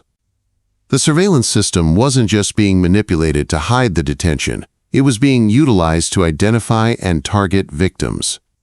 I opted to gather additional proof before disclosing what I uncovered, but that decision nearly cost me my life.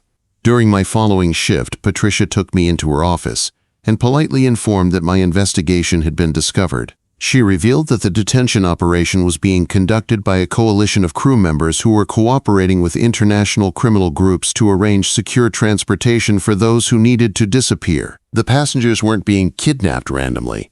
They were persons who had paid to vanish from their prior lives, people running from legal difficulties, or those who had been sold by human trafficking networks. The cruise ship provided the perfect cover for moving these passengers across international waters without detection, and the superior security measures allowed them to be held safely during travel.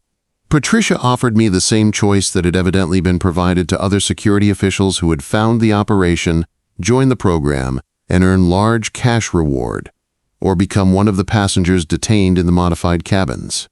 She said that my law enforcement expertise really made me important to their business, and that I could assist them locate and process new clients. I feigned to accept, while secretly planned my escape. Patricia assigned me to deal directly with the jail operation, which allowed me access to precise details about the breadth of the criminal activity. What I realized was that this wasn't restricted to only the Crystal Empress. They were using comparable technologies on 7 other ships in the cruise line's fleet. The operation generated millions of dollars in revenue from many sources: payments from persons who wanted to disappear, fees from criminal groups for transporting their victims, ransom payments from families of kidnapped individuals, and even payments from governments who wanted particular people to vanish without official participation. On my final night aboard the ship, I managed to release 12 passengers from the modified cabins and help them reach the ship's communications center to call authorities. The information I had obtained led to a big multinational inquiry that discovered one of the largest marine kidnapping operations in history. Patricia Harris, Victor the maintenance supervisor, Captain Morrison, and 38 other crew members were detained on federal counts, including kidnapping, human trafficking, and operating a criminal organization. The investigation indicated that 127 persons had been held prisoner on various ships in the fleet over a 3-year period. I returned to law enforcement once the inquiry completed, but I now specialize in marine security consulting because I realize that the same technology used to keep people safe can just as readily be utilized to make them disappear. Every surveillance camera, every access control system, every digital record can be abused by persons who perceive passengers not as guests to protect, but as chances for profit. The Crystal Empress was permanently retired, but the technology and procedures utilized in the jail operation have extended throughout the maritime sector. Every time I see cruise ship commercials promising safety and security, I think about the 40 individuals I found locked in their own cabins. And I wonder how many more ships are out there right now carrying individuals who think they're on vacation but are actually captives in floating jails. The ocean is enormous and largely unmonitored, making it the perfect habitat for illicit operations that most people can't comprehend. And sometimes the mechanisms that promise to keep us safe are also the same systems being used to make us disappear forever, one passenger at a time, concealed behind surveillance feeds that show nothing but empty halls and serene vistas. My name is Agent Sarah Mitchell, and I'm a 44-year-old federal investigator who specializes in marine crime. After spending 2 years researching complaints of odd behavior aboard several cruise liners, I was sent to go undercover on the Neptune's Crown for what my employers felt would be a regular fact-finding trip. We had received isolated complaints of missing passengers, financial problems, and strange crew behavior, but nothing that foreshadowed the extent of what I was going to learn. The Neptune's Crown was an older vessel built in the early 2000s, but recently rebuilt to seat 600 guests. On paper, it conducted genuine Caribbean cruises and had a spotless safety record, but our intelligence hinted that it might be involved in some type of organized criminal enterprise. My job was to spend 2 weeks aboard the ship, chronicle any suspicious activity, and acquire information that could assist a bigger investigation. I boarded the ship in Fort Lauderdale under the alias of Susan Parker, a recently divorced accountant having her first solo vacation. I had a cover narrative, bogus papers, and secret recording equipment that would allow me to document everything I discovered.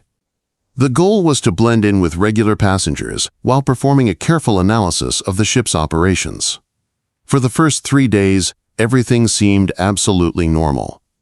The ship ran just like any other cruise liner I'd been on during my job. Passengers participated in normal activities. Crew members were professional and pleasant, and the ship maintained its declared route. I began to wonder if our intelligence had been mistaken and if the Neptune's Crown was merely a genuine cruise operation. But on the 4th day, as we sailed into our first destination in Jamaica, I began to observe evidence that suggested something considerably more sinister was going beneath the surface of routine cruise activities. I noted that certain passengers were receiving different treatment from the crew. Slight disparities in treatment, access to areas that were off-limits to other guests, and interactions that felt more like commercial transactions than hospitality. I also noted that the passenger manifest didn't match the real number of individuals I could view on the ship. According to the official count, we had 442 passengers aboard, but my meticulous observations revealed there were significantly more individuals on the vessel than the manifest indicated. There were passengers who didn't present in the dining rooms or at entertainment events, and crew members who seemed to considerably outnumber what would be needed for typical ship operations. My first major breakthrough came on the 5th day, when I followed a group of passengers who were being taken to what they assumed was a special shore excursion in Jamaica. Instead of walking toward the normal gang path, they were driven to a service door where they boarded unmarked vehicles that proceeded in the opposite direction from the tourist attractions. These passengers never returned to the ship, yet according to the ship's records they had completed their excursion and were back aboard. I recognized that the Neptune's Crown wasn't merely a cruise ship with some illicit activity on aboard. It was a vast criminal enterprise camouflaged as a cruise operation. The passengers weren't all tourists. Many were people being transferred for various unlawful objectives, and the cruise was simply cover for what was essentially a floating criminal headquarters. Using my disguised surveillance equipment, I began documenting whatever I could observe. What I discovered was a clever organization that merged many illegal enterprises under the cover of a single cruise ship. The vessel was simultaneously operating as a people trafficking conveyance, a money laundering enterprise, an organ harvesting facility, a drug distribution hub, and a murder-for-hire service. Different decks of the ship were dedicated to different illegal operations. Deck 2 had a medical facility where organ harvesting operations were conducted on unwilling victims. Deck 3 included holding areas where trafficking individuals were housed during shipment. Deck 4 operated as a drug processing and packaging center where narcotics were produced for distribution at other ports. Deck 5 functioned as a money laundering organization disguised as a casino and jewelry store. The upper decks kept the look of a typical cruise ship to give cover for the criminal operations below. Real tourists were kept in limited locations and encouraged to participate in conventional cruise activities, while the criminal operations continued in restricted areas they never saw. The legitimate passengers offered great cover, making the ship appear to be exactly what it purported to be. I also realized that many of the staff members weren't actually cruise ship employees. They were criminals, mercenaries, and specialists in different illegal activities who were utilizing the ship as a mobile base of operations. The captain, top officers, and department heads were all part of a criminal group that had been operating this floating crime syndicate for almost 5 years. The scope of the operation was astonishing. The Neptune's Crown was earning hundreds of millions of dollars in revenue from its numerous illicit operations, and it was tied to criminal networks throughout the Caribbean, South America, and North America. Passengers who thought they were paying for vacation cruises were actually backing one of the greatest criminal operations in maritime history. On the 8th day of my inquiry, I uncovered something that made me believe I was in urgent danger. While reading the passenger manifest in the ship's library, I spotted my own name. Not Susan Parker, my cover name, but Agent Sarah Mitchell, replete with my true personal details and government badge number. They understood exactly who I was and why I was aboard their ship. That evening, I was contacted by Captain Torres, who gently offered me to join him for supper in his private quarters. I knew this wasn't truly an invitation, and that my investigation had been found. When I arrived at the captain's quarters, I found myself face to face with the leadership of the criminal organization. Not just ship's officers, but individuals I recognized from federal wanted lists. Captain Torres revealed that they had known I was a federal agent from the moment I boarded the ship. My cover identity had been exposed before I ever arrived, and they had been watching my research with delight. They stated that several other federal agents had attempted to infiltrate their operation over the years, and that none of them had ever left the ship alive. But instead of killing me immediately, they offered me something I hadn't expected: the opportunity to experience the full scale of their operation before they eliminated me. They were proud of what they had developed and wanted a federal investigator to appreciate the intricacy of their illicit organization before it was too late for that knowledge to matter. Over the next 24 hours, I was given a thorough tour of the Neptune's Crown's illegal operations. I visited the organ harvesting center, where dozens of victims were being stored for future surgery. I watched the human trafficking activities where people were being sold and transported like commodities. I observed the drug processing center where pure cocaine was being refined and packed for distribution. I saw the money laundering organizations that were processing millions of dollars in illicit revenues. Most disturbing of all, I realized that the Neptune's Crown wasn't unique. The criminal group ran a fleet of 7 ships, all disguised as legal cruise liners that were undertaking similar operations throughout the world's waters. They had developed a marine criminal empire that produced over $2 billion annually and operated with virtual impunity in international waterways. The organization had infiltrated legal cruise lines, manipulated port authorities, and formed relationships with criminal networks on every continent. They had been functioning for almost a decade, and they calculated that they had processed over 10,000 victims through their different activities during that time. Captain Torres indicated that they were planning to kill me on the final night of the cruise, and that my death would be portrayed as an accident. Another visitor who had too much to drink and fell overboard. My body would never be recovered, and the government probe into their operations would lose its biggest asset. But they had misjudged my readiness for this mission. Before boarding the ship, I had eaten a microtransmitter that would broadcast my whereabouts to a government task force that was monitoring my investigation. I had also hidden additional recording devices throughout my things that had been automatically uploading evidence to federal servers throughout my time aboard the ship. On the final night, as they planned to murder me, federal investigators simultaneously raided the Neptune's Crown and 6 other ships in the criminal fleet. The coordinated operation, including the FBI, Coast Guard, and international law enforcement organizations, was the largest maritime law enforcement activity in history. The raids discovered evidence of illicit operations that startled even experienced investigators. Over 400 persons were liberated from various forms of captivity. Millions of dollars in narcotics and cash were recovered, and evidence was gathered that led to arrests in 23 nations. Captain Torres and 127 other men were detained on allegations of murder, human trafficking, narcotics trafficking, money laundering, and managing a criminal enterprise. The investigation that followed revealed that the criminal organization had been involved for over 2,000 disappearances, had processed over $5 billion in illegal earnings, and had bribed officials in dozens of nations. The 7 ships in their fleet had been functioning as floating crime syndicates for almost 12 years, using the legitimate cruise business as cover for operations that most people couldn't ever comprehend. I survived, but the event changed everything I thought I understood about maritime crime. The Neptune's crown and its sister ships weren't outliers. They were examples of how criminal organizations have learned to exploit the freedom of the seas and the intricacy of international law to construct mobile criminal businesses that operate beyond the reach of any single nation's law enforcement. The cruise industry has since introduced new security measures and supervision procedures.